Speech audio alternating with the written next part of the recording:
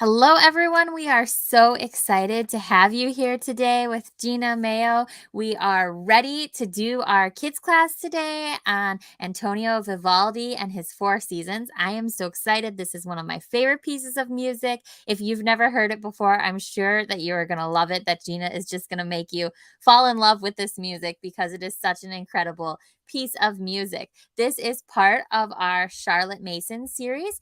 And this Charlotte Mason series has so many amazing things for you guys. I just want to do a quick, brief rundown of them before we get started so you can check them out. We, first of all, have a giveaway going on every week of this series. Right now, we're giving away Science Through Nature from Daily Skill Building. You have your choice of levels K to 3 or grades 3 plus. You'll get a printed and spiral bound copy of Science Through Nature and all the optional add-ons digitally.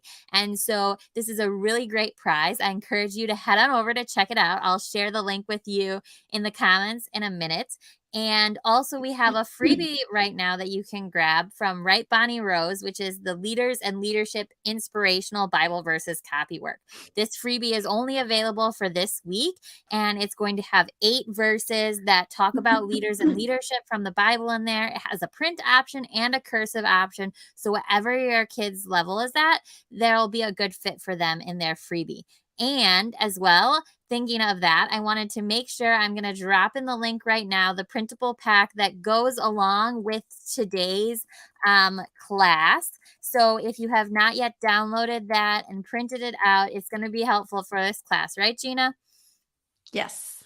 Yes. And then lastly, we have on sale right now our Charlotte Mason mini collection. I'll talk a little bit more about it at the end, but I did just want to take a quick moment to thank one of our sponsors, which is Beautiful Feet Books.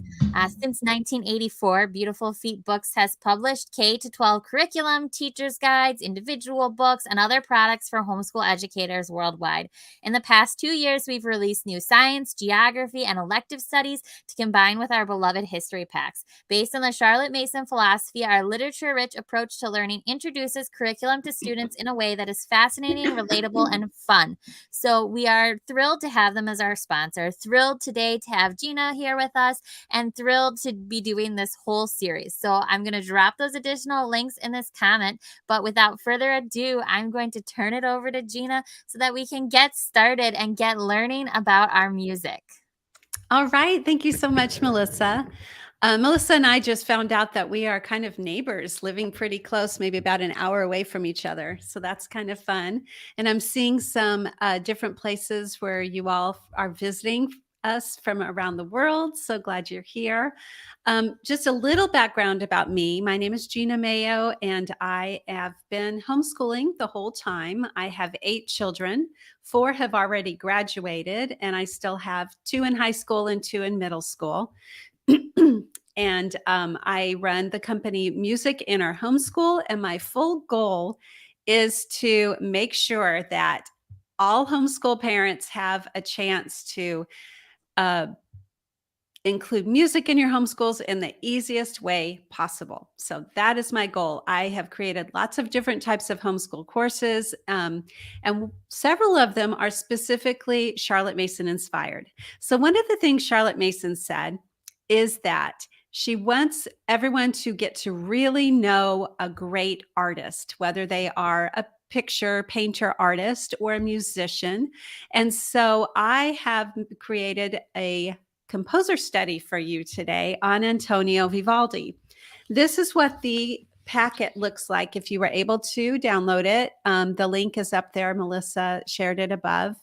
And if you don't have it, it's okay. You can completely do today's class without it. But if you do have it, can you grab this first page here? That is a biography sheet. And you see a picture of Antonio Vivaldi here. You can draw him here. And we are going to fill in some information at the bottom. And if you need to, The answers are on the very last page, written in red, and you can look at those if you miss something that I say. So let's talk a little bit about Antonio Vivaldi. I have a couple of books to read about him, and we are going to listen to some music, of course. So he was born in 1678 and died in 1741 in Venice, Italy. His father was a violinist at St. Mark's Cathedral there, and I have been blessed to have been able to visit Venice twice, and it's an amazing city, just so different from any place else in the world. And if you ever get a chance to go there, I encourage you to do it. But just walking through the streets of that town, and one evening, my husband and I got to go into one of the churches there, and they were playing The Four Seasons by Vivaldi, and getting to hear the concert music being played in the city where he was born and lived for many years. Just amazing. So, Antonio Vivaldi, obviously, I said he learned violin when he was a child, and he took holy orders to become a priest. But because of his poor health, he had to leave the ministry after a year. But even so, he worked as a musician for the rest of his life, and he was known as the Red Priest. Why was he called the Red Priest, Padre Rossi? Because he had red hair. So that is so fun for us to know that he had this fun nickname that they called him. He, in Italy, in Venice, got to work at a girls' school. It was an orphanage, and a lot of the girls there were in his orchestra. He wrote music for them. He taught them how to play, and they were one of the best orchestras in the town and did concerts that people came to listen to. Vivaldi's wrote in a lot of different styles during the Baroque era. The Baroque era lasted from 1600 to 1750, but he lived during only part of that time, and he wrote operas. He wrote concerti grossi, is what it's called, which is like orchestral music, but the orchestra was a little different back then. And solo concertos, which means an orchestra playing with a soloist doing a lot of the main parts. And that's what we're going to hear today. We're going to hear one of his solo concertos, which is called The Four Seasons. Melissa, I think I might hear you. I don't know. Someone's not on mute. Just thought I'd mention that there. Let's see. The Four Seasons was published in 1725, and it's actually a set of 4 solo concertos for violin, string orchestra, and basso continuo, which was a style of instruments that they used during the Baroque era that they don't quite use very much today. So I'm going to show you that in a second. And the Four Seasons is program music, which means that it tells a story. It's supposed to put pictures in your mind as you're listening to it. So that's what we're going to focus on today. And I want you to see if you were able to fill in. Antonio Vivaldi lived from 1678 to 1741 in Venice, Italy. What kind of music did he write? Opera, concerti grossi, and solo concertos. His most famous piece, The Four Seasons, and some other interesting facts. He was a priest, had red hair, and we'll talk about a few more interesting facts about him as we go on today. All right, so grab this page, and you see that this is the string family. I said that he learned how to play the violin when he was a child, and this one's called the viola, the cello, and the double bass or the string bass. You will hear all 4 of these instruments playing in the Four Seasons. You can write the names of the instruments right here. And I also want you to recognize that the smaller the instrument, the higher the pitch it plays, and the bigger the instrument pitches. So I don't mean quieter and louder. I mean higher in pitch, like and lower in pitch, like that. So you'll hear these instruments playing in the Four Seasons, but you'll also hear an instrument called the harpsichord. Now, what does the harpsichord kind of look like? Does it kind of look like a piano to you?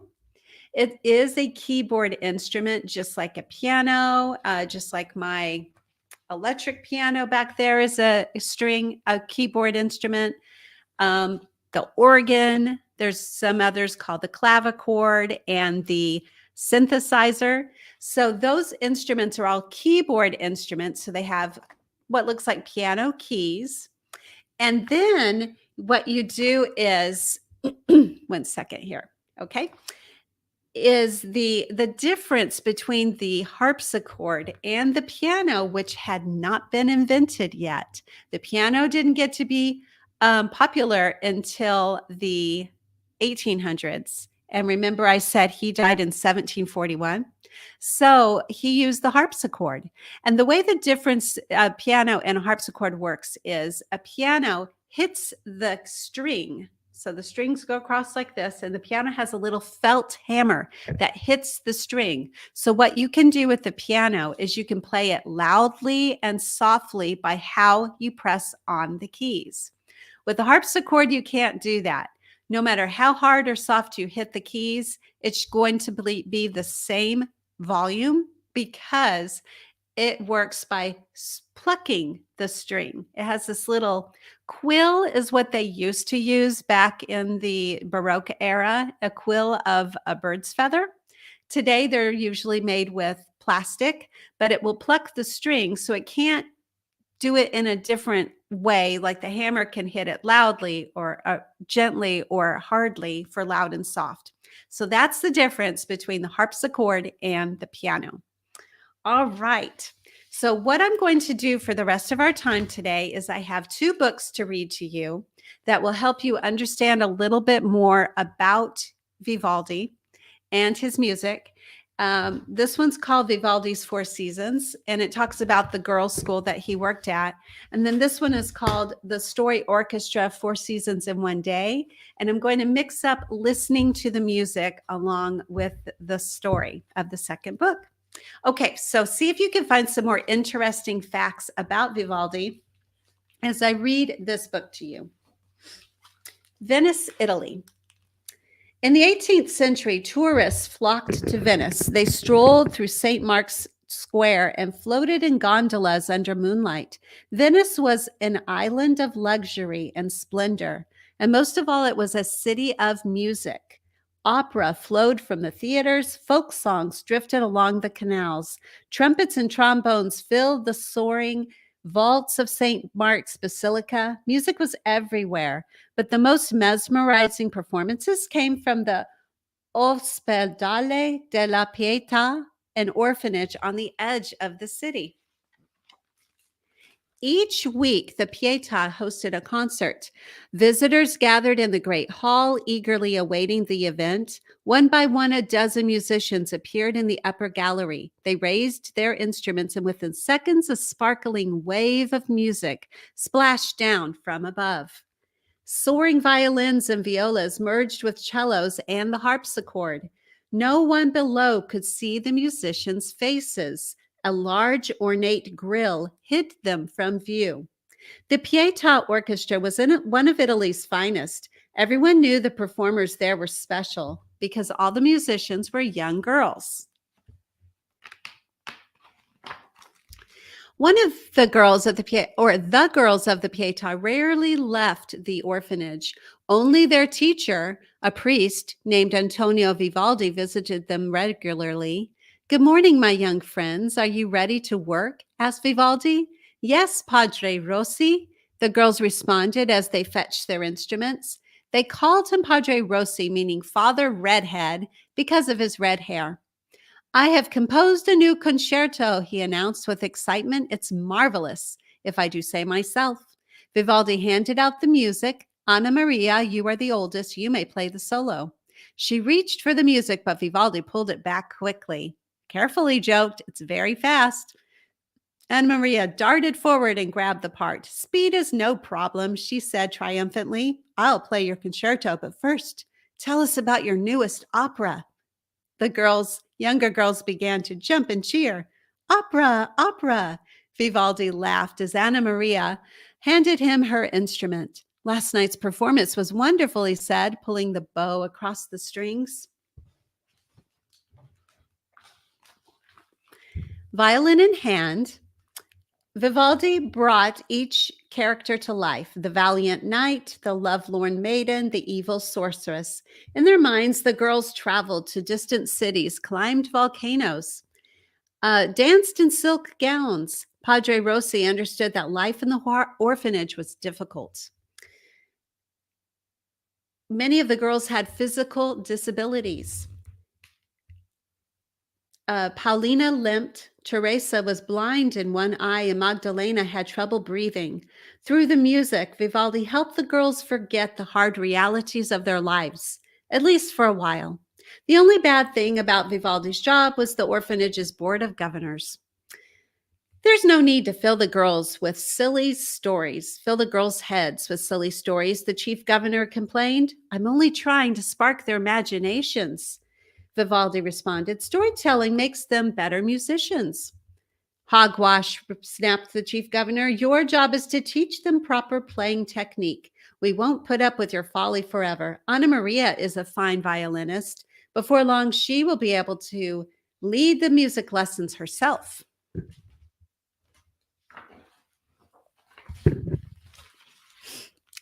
The dreaded day came sooner than expected. On a rainy spring morning in 1718, the chief governor made a rare visit to the music room. The time has come for you to go, he said to Vivaldi. We're suspending your salary.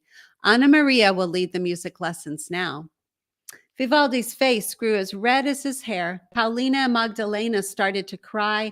Anna Maria threw her music on the floor. Enough, shouted the chief governor. My decision is final. The girls watched in silence as Padre Rossi packed his things and left. Without the girls, Vivaldi felt lost. I need a fresh start, he thought to himself. It's time I sought my fortune elsewhere. He traveled to Mantua in search of work. Day by day, he played his violin for princes and dukes, and by night, he composed dozens of new pieces, operas, cantatas, sonatas, and concertos. Vivaldi became an international success. Still, something was missing. The rainstorm of the Venetian spring, the buzzing bees of summer, the sweet apples of autumn, the frozen canals of winter. With each passing season, Vivaldi missed Venice more. Most of all, he missed his young friends at the Pietà. The governors of the Pietà followed Vivaldi's success with regret. Why did we let him go? Moaned the chief governor. We must find a way to lure him back. You could offer him his old job, suggested one governor. Ridiculous, snapped the chief governor. We could never pay him what he's worth. Besides, Anna Maria is an excellent teacher, and she doesn't cost a thing. We could invite him as a guest for a visit, suggested a second governor. A visit would be nice, agreed the chief governor, but I was hoping for something more permanent. Why don't we ask him to compose for the girls on an ongoing basis? Said a third governor. Vivaldi's music would draw bigger audiences. We could use the extra money to cover his cost. Excellent suggestion, cried the chief governor. Vivaldi accepted the chief governor's offer and agreed to mail the orphanage 2 compositions a month. The girls were thrilled when the first package arrived, and inside they found a bundle of music and a cryptic note that said, My dear friends, enclosed you will find a concerto I composed here in Mantua.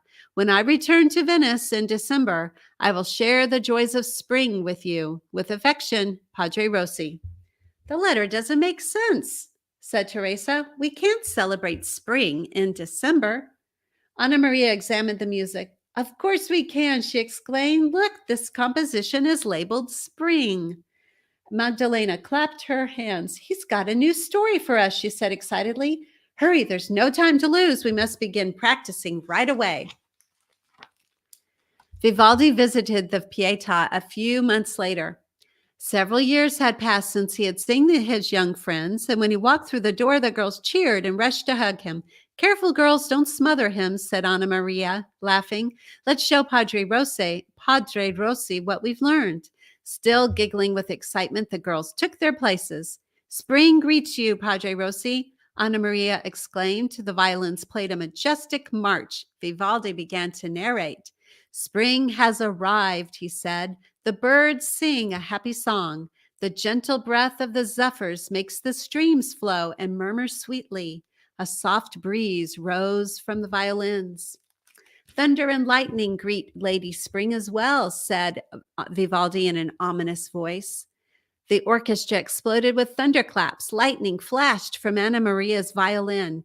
When these outbursts finally fall silent, Vivaldi continued, the little birds come back with their happy song. The girls played the opening melody one last time as the warm spring sunlight returned. Marvelous, cried Vivaldi.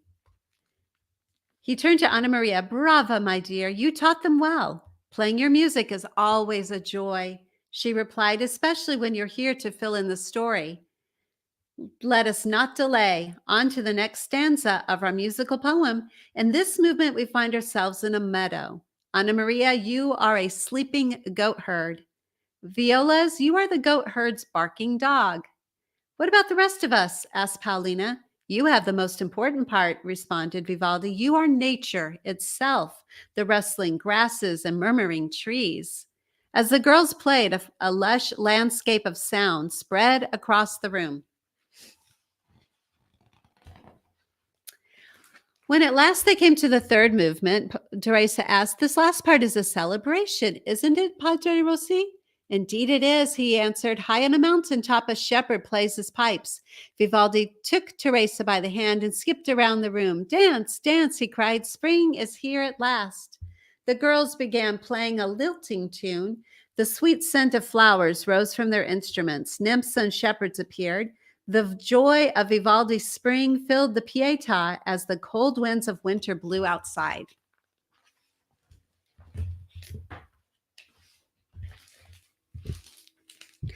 When the concerto concluded, Vivaldi cheered and clapped his hands. He placed a sheet of paper on the table. This is my sonnet to spring, he said. I wrote down the words so you'll never forget them. Silly, Padre Rossi, Magdalena said with a laugh. We don't need the text. We have you here. Vivaldi looked confused. Didn't the chief governor tell you? I haven't been asked to return as your teacher. He looked down at his shoes. Today was just a visit. Stunned by the news, the young girls looked to Anna Maria for guidance. She gently closed her music and put down her instrument.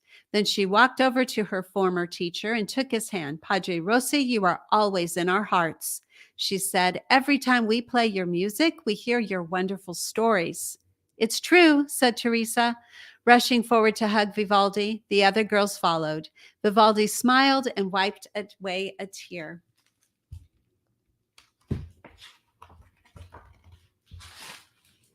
In the months that followed, new packages of music arrived at the orphanage. Summer, autumn, and winter among them. Anna Maria and the girls of the Pietà dazzled the audiences with their virtuosic performances. Throughout the year, Vivaldi's stories played on through his music. Now, if you are able to get this book from the library, the last page here has the poems that go along with the seasons that we're going to listen to now. And it's really fun to read these sonnets. They were published or they were written by a friend of his, but these are ones that are translated into English because, of course, his were written in Italian. Okay, now I'm going to read this book, and I want you to grab this paper. Where did it go? One second, let me find it. Here it is. So this paper has each of the seasons separated. We've got spring, summer, fall or autumn, and winter. And there's some words that are listed for each of those. So when we are hearing the music, you can circle what you think the music is portraying. For when we're listening to the spring music, does it sound like birds? Or do you hear the streams bubbling? Do you hear a shepherd's bagpipes? So you can circle those as we're listening, okay? I am going to turn on my speaker. And there we go. So this one's called 4 Seasons in One Day. And it's also a little bit of a story, but I'm going to intersperse it with the music that we're listening to. In her room, Isabel lies sleeping. When she wakes up, she'll go on an incredible journey with her apple tree and her puppy, traveling through the 4 seasons in one day. Follow her and see spring blossom, feel the summer's heat, gather in the autumn harvest, and gasp at the cold of winter. But that's not all. You can hear the music for every season, too. Quick, the little girl is stirring. Outside, birds are gathering, singing their hearts out in the morning sun. That they've returned can only mean one thing: spring is here.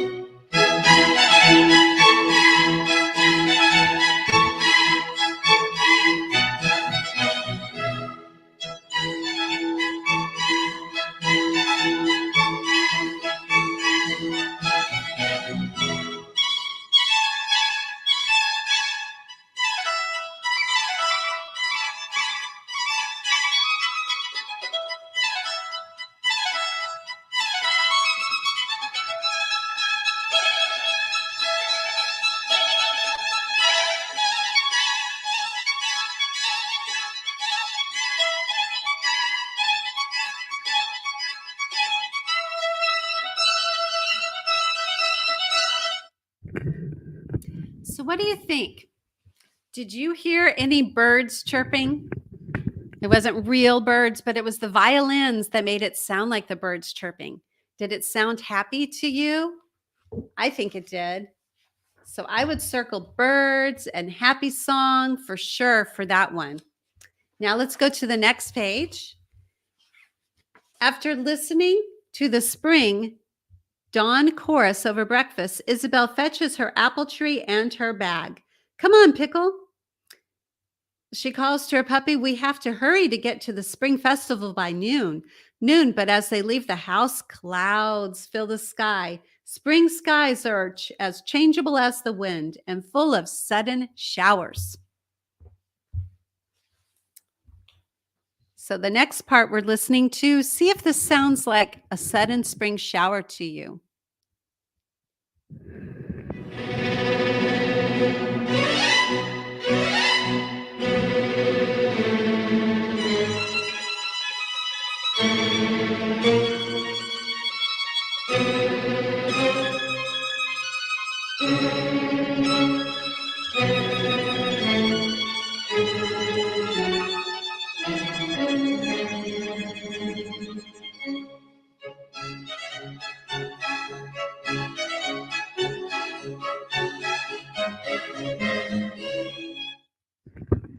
Did that kind of sound like it changed to be some rain, some thunder from the low instruments like the cellos and the double basses? So then you can circle thunder and lightning right there.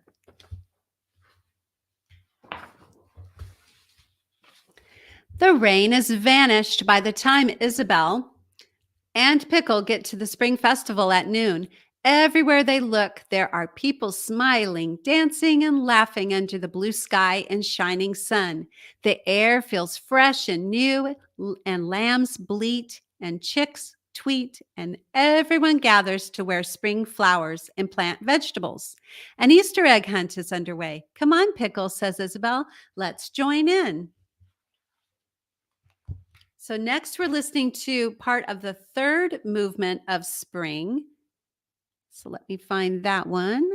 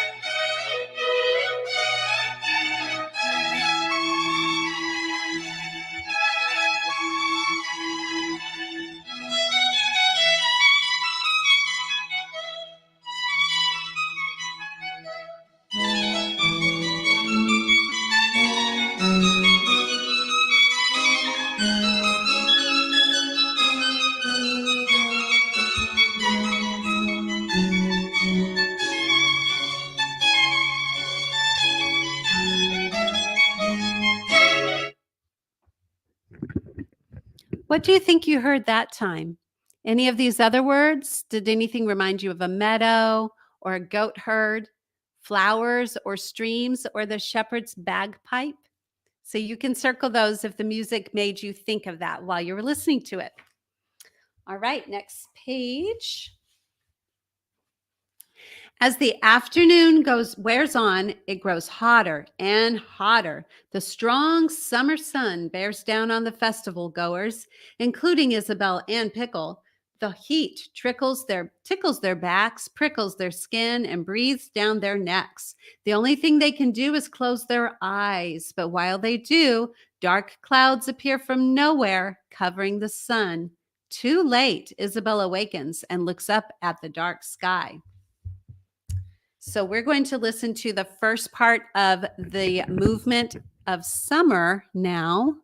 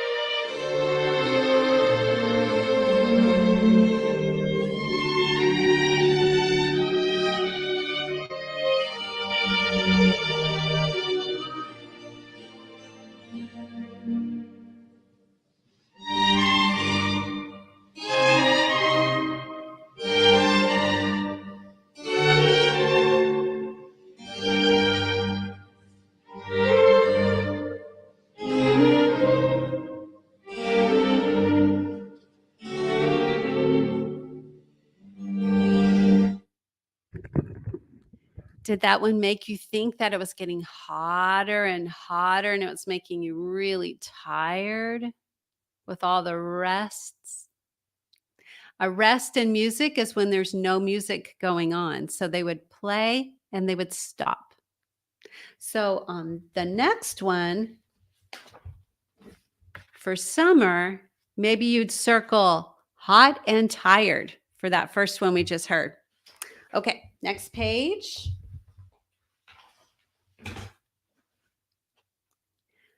The clouds rumble angrily with a blast of lightning. The sky cracks open. A second later, rain tumbles down. Quick, Pickle, shouts Isabel. Run. So this is from the third movement of summer.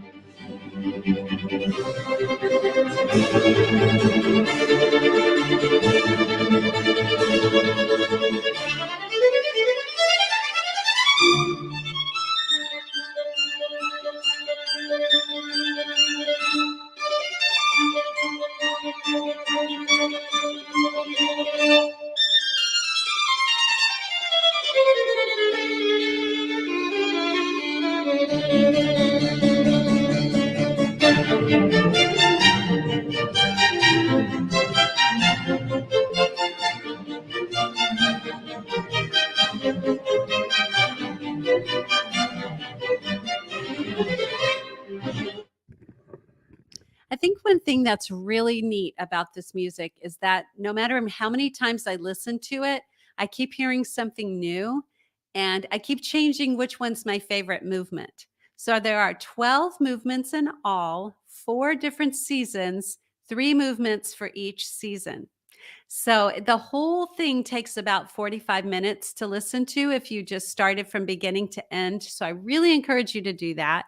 It's so easy to find the music because it's very popular. No matter what streaming service you use, or if your parent goes to YouTube, you can find an orchestra playing it and you can watch it that way, or even just listening to it. So I encourage you to do the whole thing because we're just getting little snippets right now. But for that one on summer, what would you circle? Did it sound like some of these birds, like the cuckoo bird or the turtle dove or the goldfinch? Did it sound like a fierce storm or swarm of flies or hailstones? So you can circle what you think you heard for summer. And now we are moving into, what does that look like? To autumn or fall. After a while, the storm fades and a breeze stirs the air. Everyone sighs with relief. It's time to collect the autumn harvest. There are shiny red apples, crunchy orange carrots, and soft golden hay. Isabel and Pickle help everyone gather food for the winter, picking apples off their own tree. Around them, animals do their own harvesting too. So let's listen to Autumn Movement 1.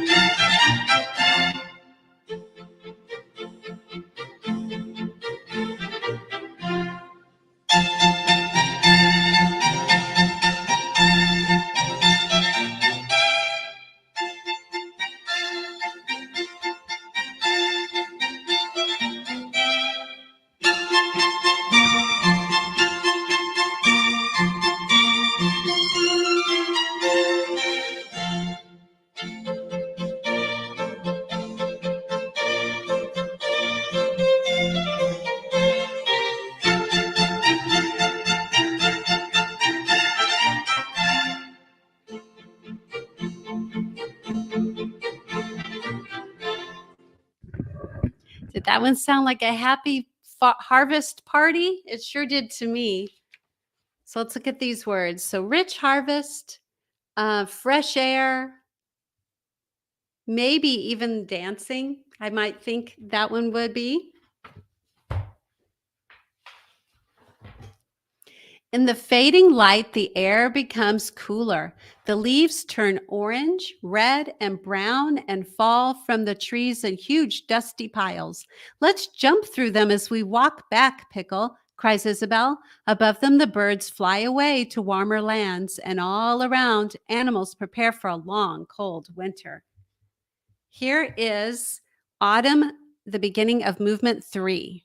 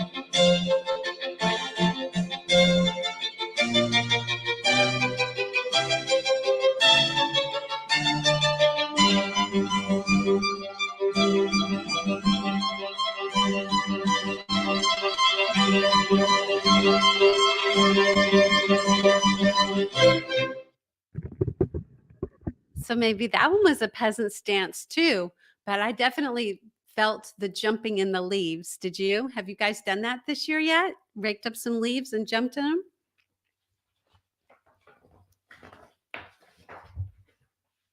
Now look what season we're in. We have made it to winter. Isabel and Pickle aren't far from their house when the snow comes.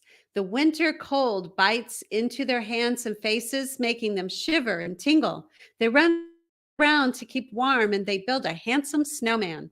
With stones for eyes and a carrot for a nose. I'm freezing, says Isabel when it's finished. Here is Winter Movement 1.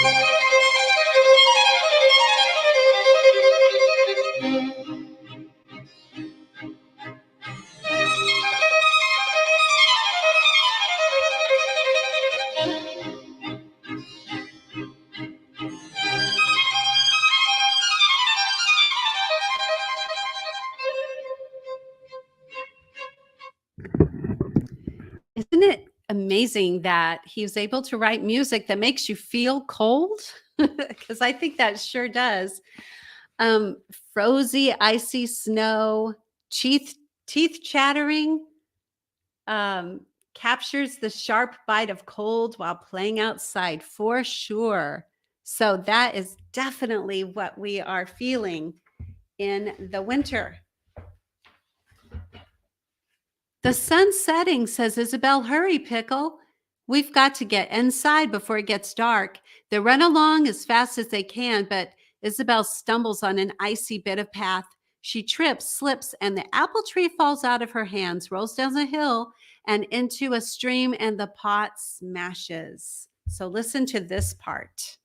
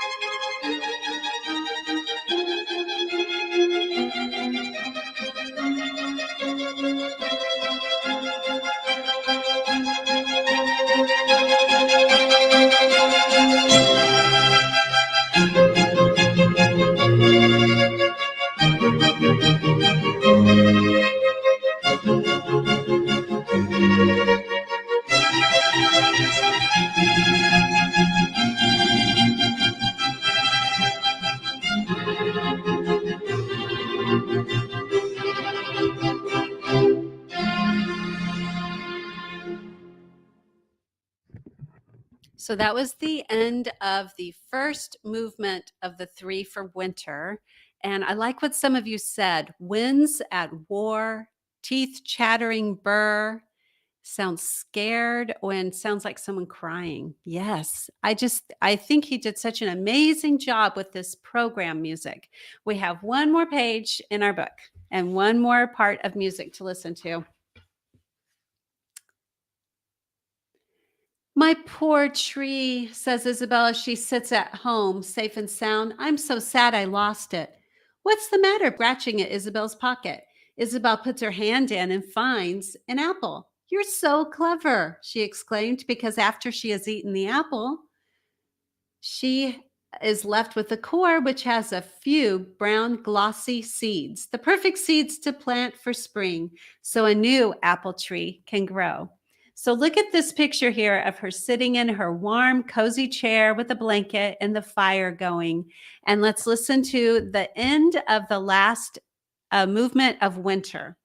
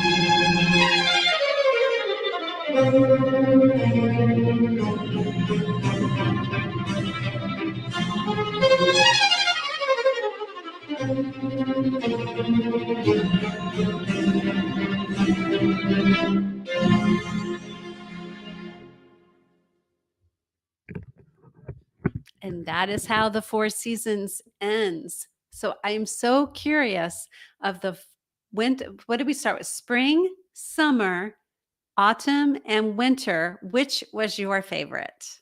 So can you type it into chat and let me know?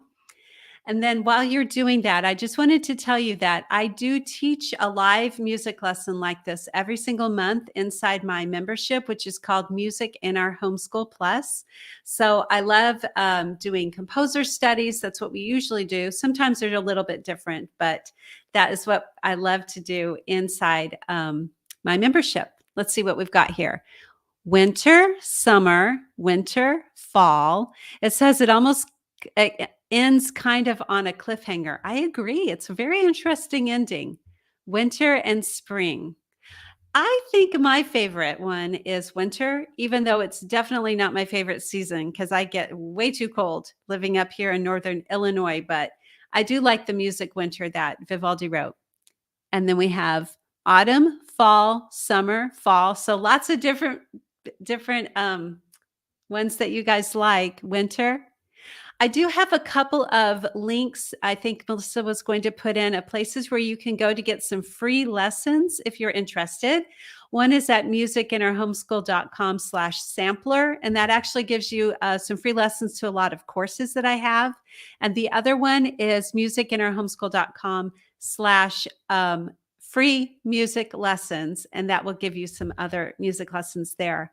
Well, this was really fun teaching you guys today. I think Melissa might come back on. Yeah, there she is. Hello, Gina. That was so wonderful. My kids are here with me, and my oldest said his favorite was winter also. Okay. So it's such a great piece of music, and I love how you can just feel the seasons, even though it whatever season you're in, you can feel the other seasons and Mhm. relate to the way that they feel. And I did just go ahead and put those links for those freebies. Gina's classes are all great. We're doing her Singing Made Easy level 1 in our homeschool right Oh, now, good. and they're also great. So I really encourage you to check them out. And I think you also have something in the Charlotte Mason mini collection right now, right? Too, I if you want to do. share a little bit about that. We have loved the collections for getting a lot of resources. That's how we got your Singing Made Easy level 1. And Oh. now you can also get this resource that Gina has as a part of the collection if you want to share about that, Gina. Sure. So the mini collection, the Charlotte Mason mini collection, has a lot of resources for elementary kids, but mine offering is actually for high school students. It's called the Charlotte Mason Inspired, have to remember the title, Charlotte Mason Inspired High School Fine Arts course. And it has 9 months worth of lessons for music, art, like the visual arts, and poetry. And so your student is focusing on a particular artist or musician, composer, and poet for an entire month. So just that's what makes it more Charlotte Mason inspired. And so that is my offering into the mini collection, which is actually a $57 course. And you can get the whole collection. What is it? $33.97, I think is Yeah. the total. So it's really a good deal. And my courses are all lifetime access. So even if you have younger children right now, you could purchase that course in the collection now and then use it later when your kids are older. Yes, it's a really awesome. I love that you have lifetime access and the platform that you use is really easy to use as well. Oh, And it thank will you. keep track of your progress as you go along, which I love because sometimes I'm like, did we already do this one or Yes. not? Like, and so being able to keep track of it is great. And also, someone let me know that there was a typo in the link that I shared earlier. So I just want to let you know I put the correct links in there now. So you Okay. should be able to open them now. And so, like Gina said, the Charlotte Mason collection, mini collection is on sale now. And like I mentioned in the beginning, make sure you check out the giveaways, the freebies. We have so many different things that are offered as part of this series. We have other webinars, which we did, which you can watch the replay. And next week on Wednesday, we're doing another kid focused webinar with Catherine from Apologia Math. It's going to be all about math, and it sounds very cool and exciting. So I hope that you will join us for that one always. Also, and so I hope that everyone had a good day and that you enjoyed some music. And we will see you here next week and check out all the Charlotte Mason resources and Gina's resources as well. Have a great day, everyone. Thank you. Bye bye.